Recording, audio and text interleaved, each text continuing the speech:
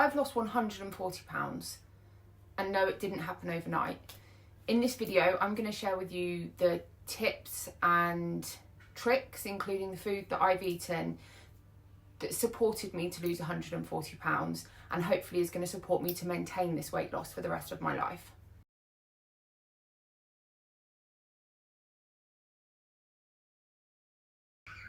That's a picture of me before and a picture of me after. In that first picture, I weighed nearly 300 pounds. The peak weight that I recorded, I was 292 pounds. I had a BMI of 41.1, so was, in terms of health, morbidly obese, and I was a UK dress size 22 to 24. In that second picture, which was taken about 4 weeks ago, so I'm probably around half a stone lighter now than I was in that picture. I weigh 162 pounds. I'm now 159 pounds.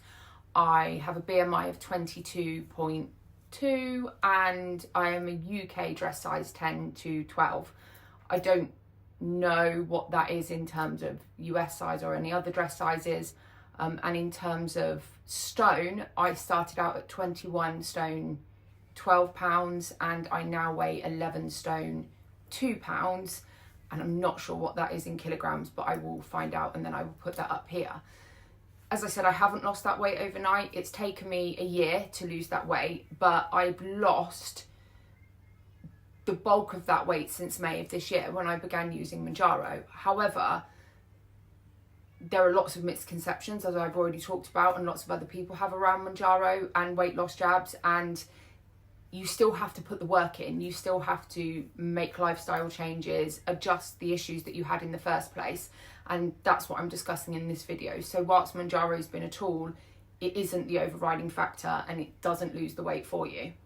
And ever since I can remember, when I've attempted to lose weight, I've managed to do it in an unhealthy way, and the focus has always been eat very, very little, lose the weight very quickly, and then work on sustainability following that. And so I've tried every crash diet under the sun. I've tried every diet plan, Slimming World, Weight Watchers, Slim Fast, Cambridge diet, fasting, water fast, any diet you can imagine, and there will have been a point in time that I would have tried that. And the reality is I have been able to lose a lot of weight on those diets, 5.5 stone. I've never been able to maintain it, and every time I've gone through that course, I've lost a lot of weight really quickly, gained that weight back really quickly, and then gained a few extra stone on top of that. And then the next time I would start that process, that would happen. And that's what led me to last year, August, weighing in at 21 stone, 12 pounds. And very, very likely, 20 stone, 12 pounds. And very, very likely that at some points I absolutely went over the 21 stone mark. I just hadn't physically recorded that. When I started this journey with Mounjaro, I had already lost 4 stone, but had then began to put it back on. And I think I'd lost 4 stone, 6 pounds in 2024. And between November and April of 2025, so November 2024, April 2025, I'd gone sort of between the 4 stone, 6 pounds loss, gained 21 pounds, come back down. And then I got to sort of March, April time and recognised I wasn't able to pull that back. So the same cycle was repeating, and I became really, really worried, not just about my weight, which had gotten out of hand, but all of the physical implications. I have polycystic ovarian syndrome, IBS. Equally, I had gestational diabetes in my last pregnancy, and within the first 5 years, you're at an increased 50% risk of developing type 2 diabetes.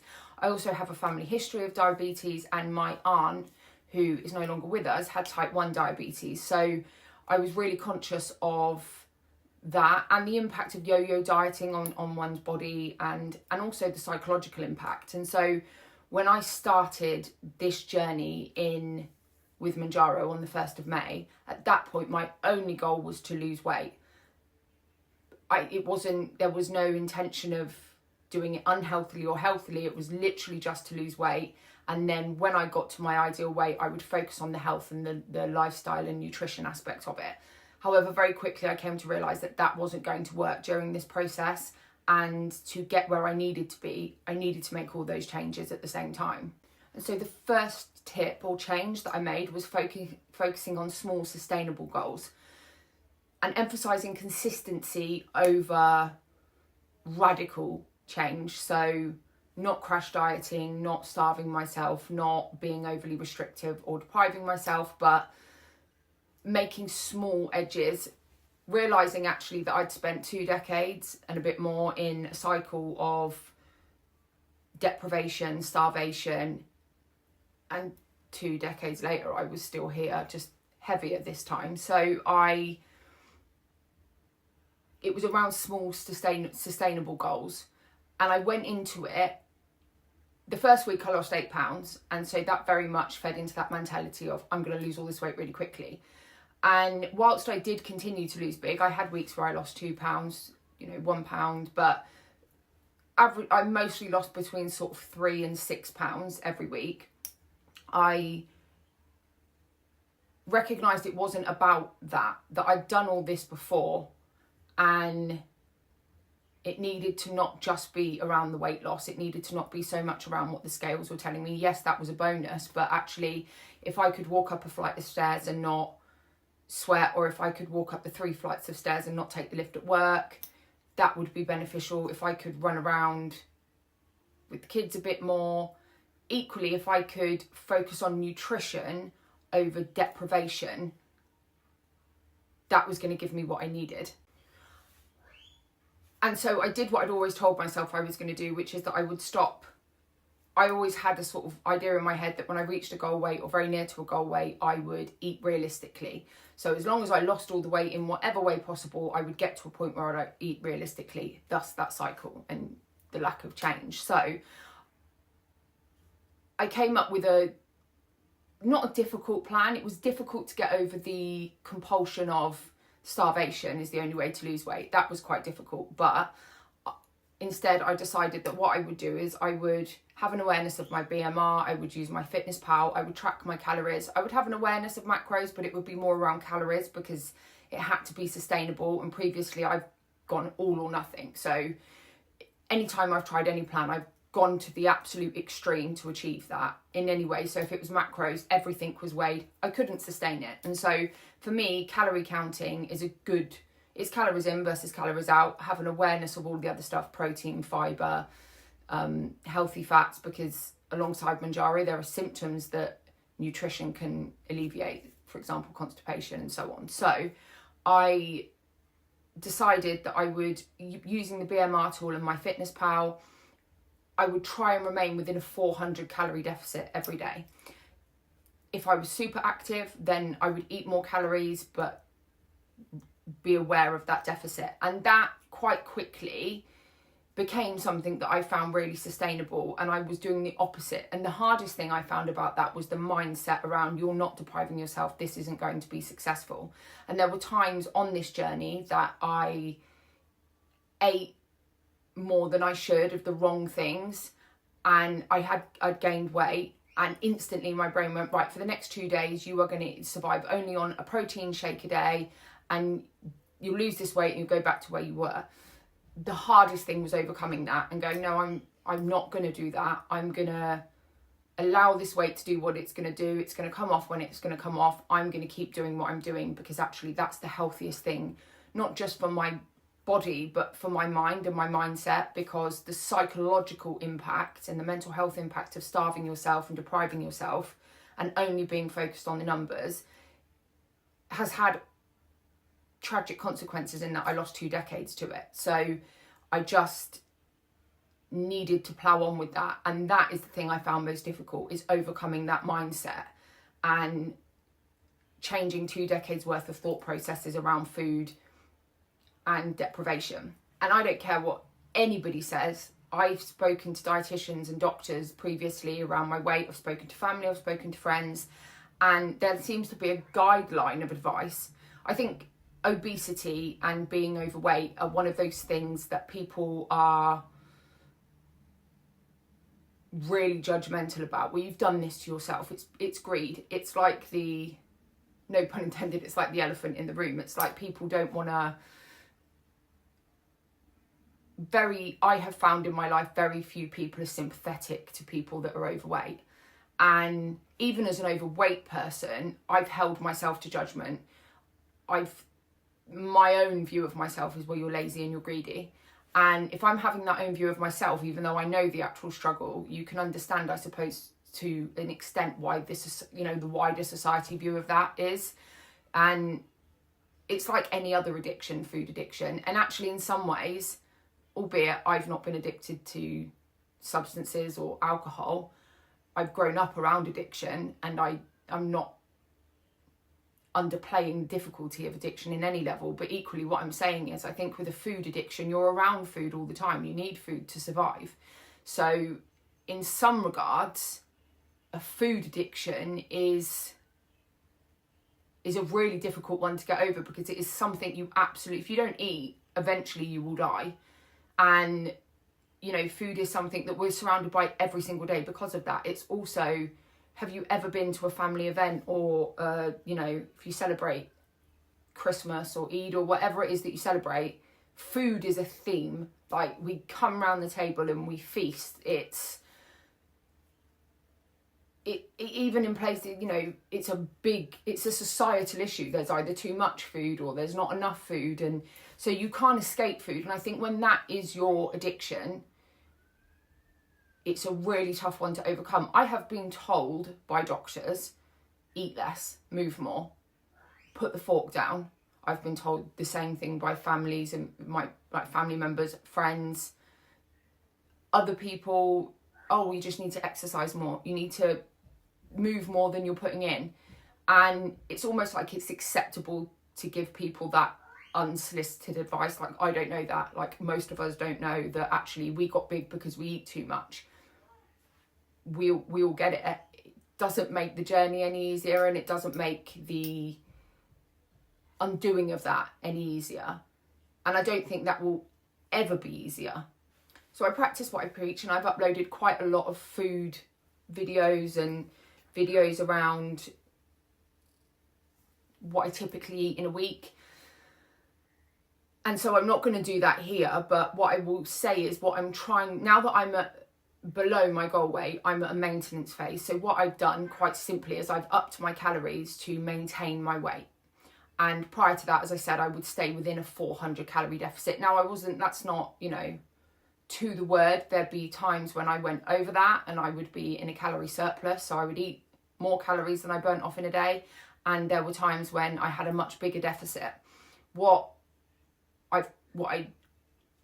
I know, and many of us know, is that actually those days aren't gonna, those unrepresentative days. So for example, over the course of a week, if you have one day where you overeat and you're in a calorie surplus, that's not going to be the day that derails you. You're not going to get to the end of the week and necessarily have gained weight if actually the rest of the week you are eating within proportion or you're in a deficit. Equally, if you have one day where you're in a bigger deficit, that doesn't mean that you're going to drop more weight than you should. It's around consistency and that nutrition. And if you're giving your body what it needs, and you're doing what you need to do, the scales are going to do what they're going to do. Your body's going to fluctuate how it's going to fluctuate. It's that consistency and that nutrition that are key. And so I'm trying to be more varied with food and my diet so that I don't become bored and complacent, which I can very easily do and has previously been an issue. So I've found ways to mix it up, fun ways. So for example, here, putting in the meal ideas in a improvised cauldron and pulling them out, and then going and making those meals and making sure it's not typically something I would have, but finding a recipe that's healthy, for example, as I've done here, and I'll insert that here.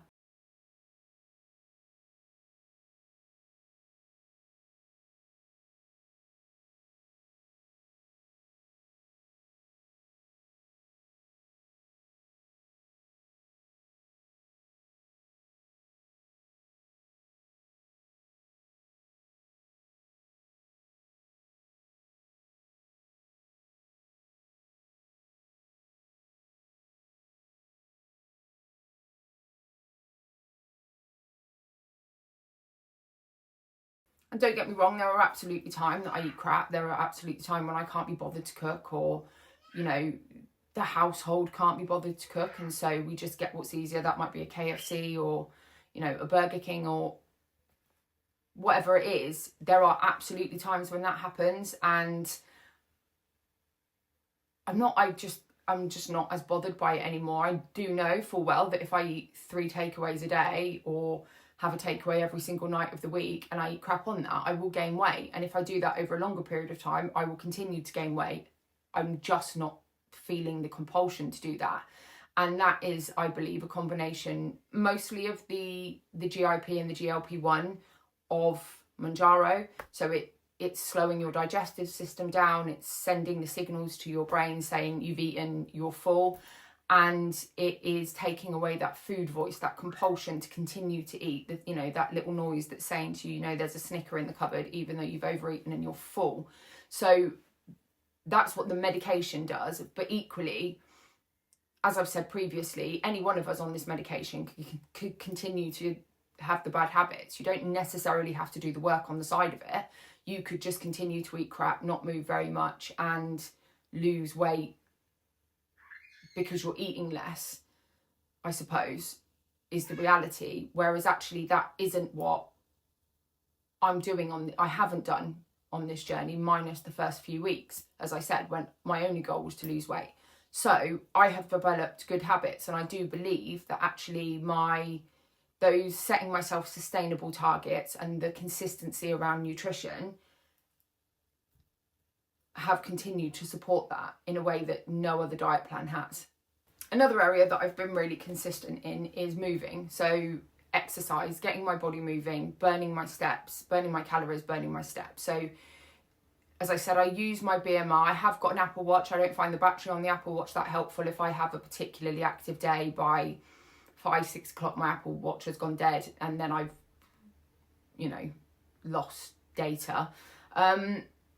I typically now use my BMR. I find that an easier way. So I have used a BMR calculator online. I've changed it when my weight's changed, and I go by that. Now, I know that's not an exact science and it's going to be different for everybody. I find that helpful, and it's worked quite well for me. So whilst it might not be exact, it is a guidance enough that what I'm doing is working. So I want to be in a 400 calorie deficit. I did want to be in a 400 calorie deficit. I don't now because I'm maintaining, but I'm just going by the breakdown of that and getting my steps in. So I've been very lackluster with the gym for the last few months. I'm finding that really hard to get back into, but I have remained consistent with my steps. So I aim to do 10,000 steps a day, and I do that in any way that I can.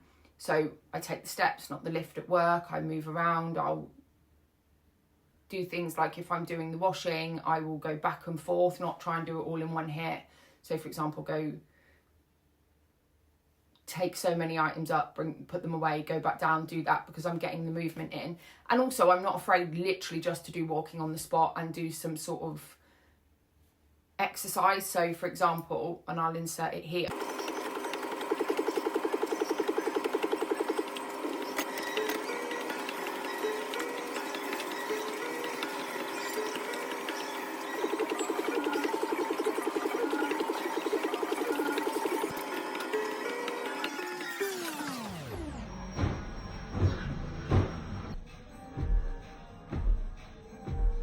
Not only am I getting out and walking more and sort of getting outside to exercise, because that does a lot for your mental health, my mental health as well, but equally, if it gets to the end of the night and I've done 7,000 steps, then I will do some Glow with Joe from YouTube, or I will literally just walk on the spot here.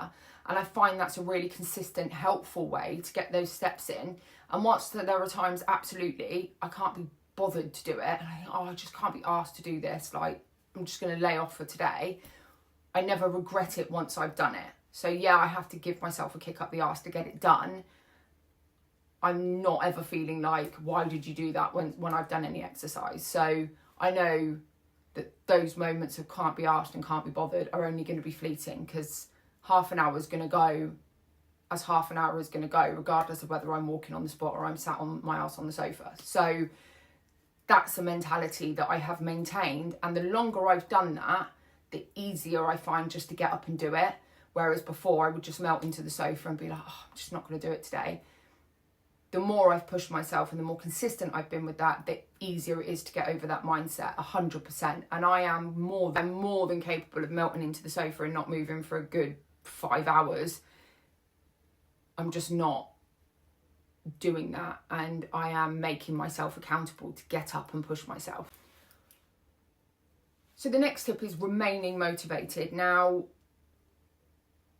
what I would say is this has been my biggest issue. I've always worked on a thing of I'm really motivated, so I'd go into anything that I did, be it Slimming World or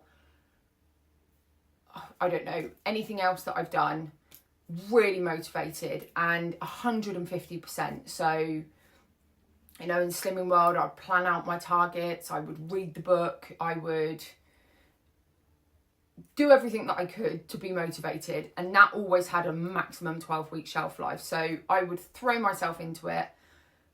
It would quite quickly turn not healthy, but I think that's part of that diet culture. I would begin to lose motivation when the big losses stopped, and then probably 8 to 12 weeks I would be gaining weight. I would stop going to the group.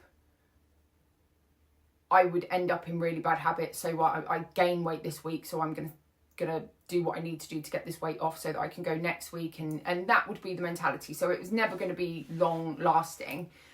I'm not allowing myself to do that this time, and the way that I'm staying motivated is that I'm looking at all the things that I've gained along the way as opposed to what I feel like I'm losing out on. Because there are absolutely times on, like, dieting is hard work. Let's not, losing weight and dieting is hard, relentless work.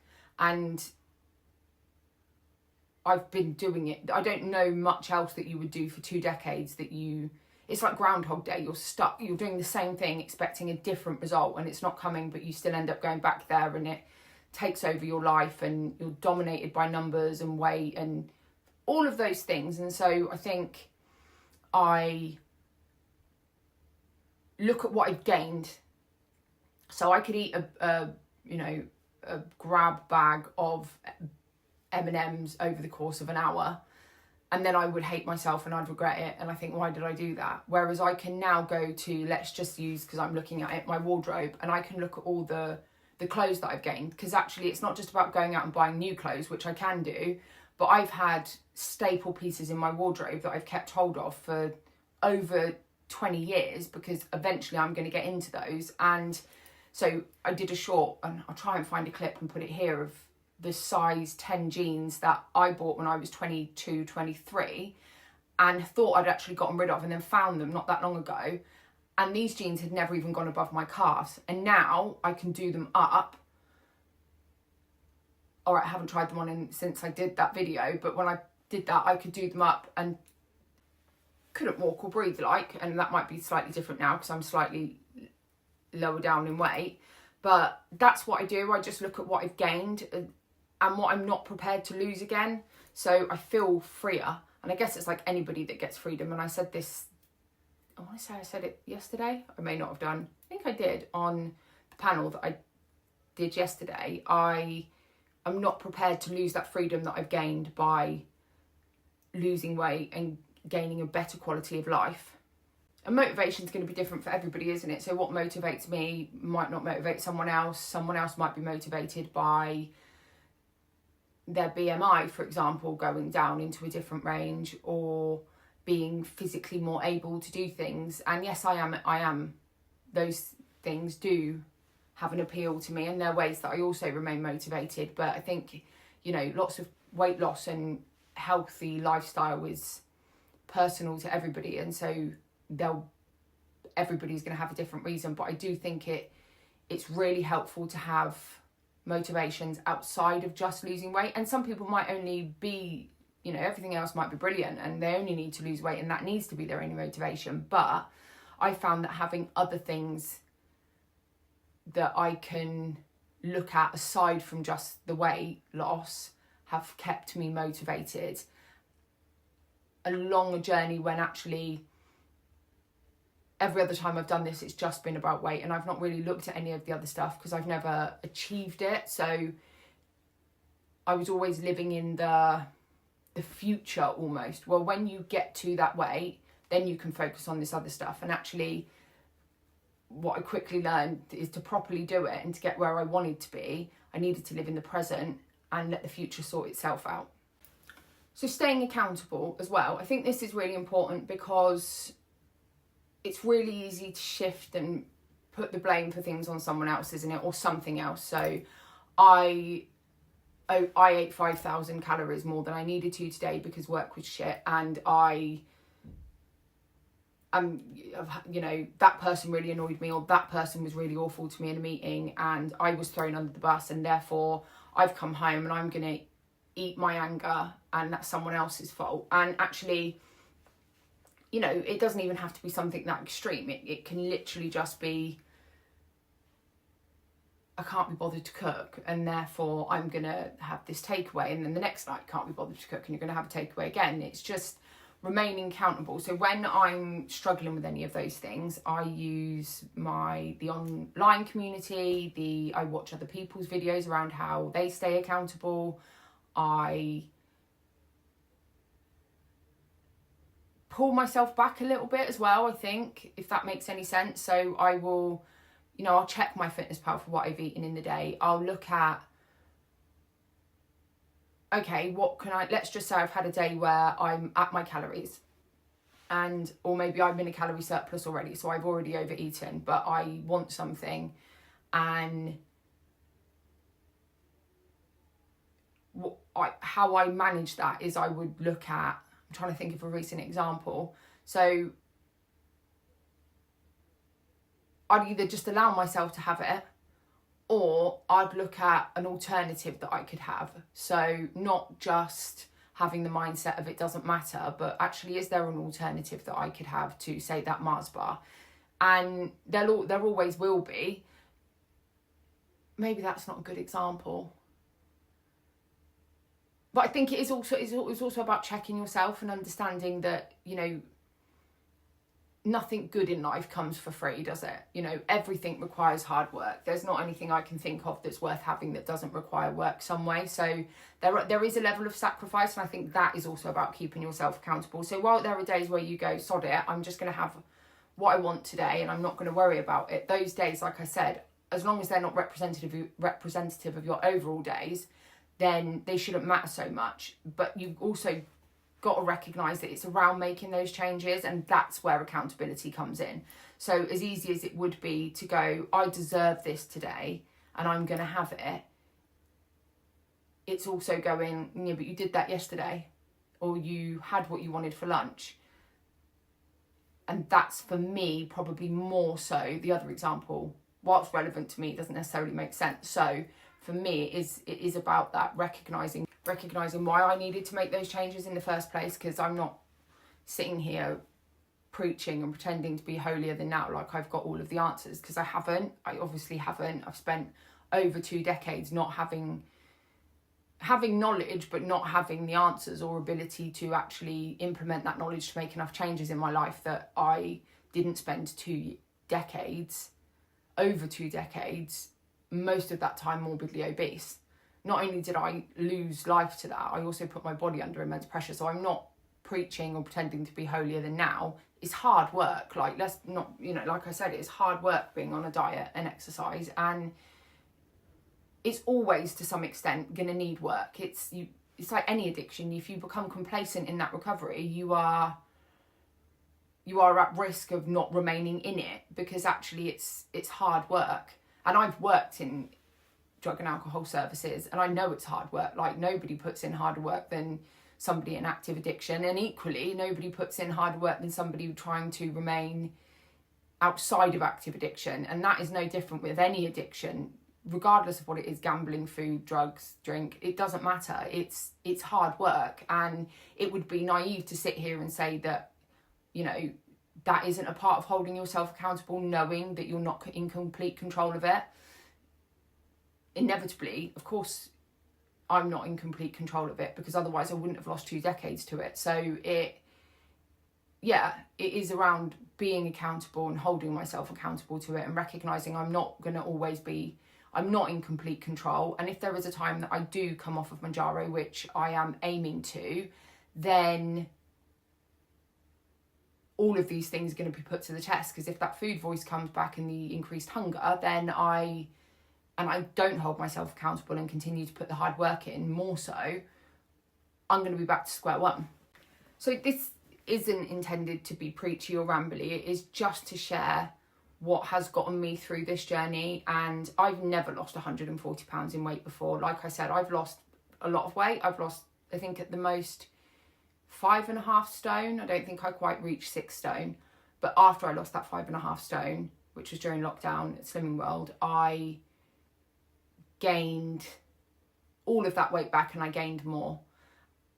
And therefore, I absolutely know I don't have all, I don't have all of the answers, and I am absolutely a work in progress. And now I've reached a place where I've never been before, which is I'm trying to maintain this weight.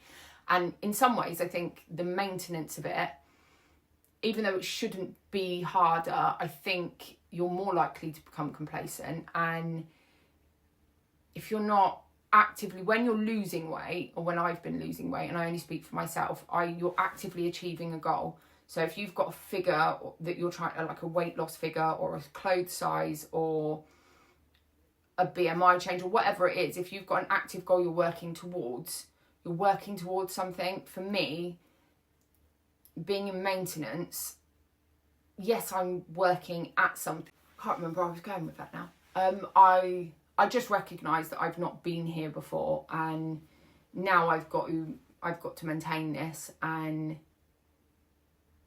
I'm excited about that, and I'm nervous about that, and I'm wondering if I'm able to do that without the tool of Manjaro, and how able I am to put these things into practice when I don't have it. And of course, I'm not going to know that until I don't have it, and I'm doing my damnedest not to have to come off of it at the moment, because I'm reducing, because it ultimately is a drug. So there's lots of things, but I think those tips are crucial for me, and they're slightly different than the previous videos where I've talked about things like, making sure I drink water and all of those things, because they're sort of headline tips, I suppose, as opposed, in some way. Yes, I'm talking practically as well, how I get my steps in and so on, but for me, they're more the headlines that are going to keep me going, hopefully, now that I've not got weight to lose and that I'm just trying to maintain these changes. So I hope that everyone has found that helpful. If you have found that helpful, or you've watched any of my other content and you haven't subscribed, please subscribe, like, comment. It's always really cool to get the comments and respond to those. And I'm very active in the comments as well, so that's one of the highlights of my day. So if you haven't, please do, and I will see you in the next one.